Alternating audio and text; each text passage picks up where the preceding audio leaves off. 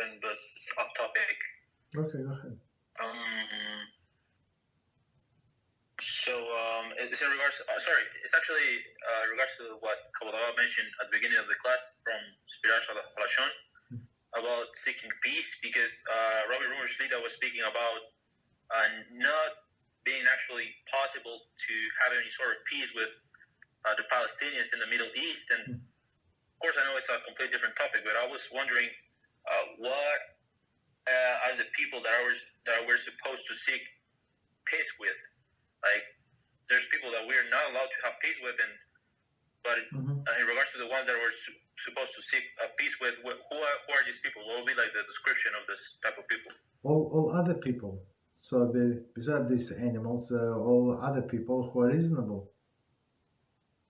You understand? So who were offended or whatever, you need a special approach to them. So therefore, with these people, you must pursue peace, right? Reasonable people. So who understand the compromises and they're going to stand by their word. If they say, I'm not going to do it, or I'm going to do it, you can rely on their word, they're going to do it. But otherwise, like, it's a waste of time. It's like grinding water with these people. They do not care. That's charge. Okay, go ahead. So basically, that's the people, reasonable people.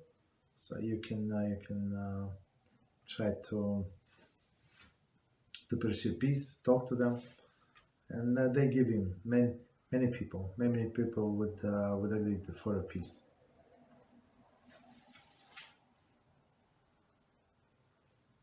Thank you very much, Rabbi. You're welcome.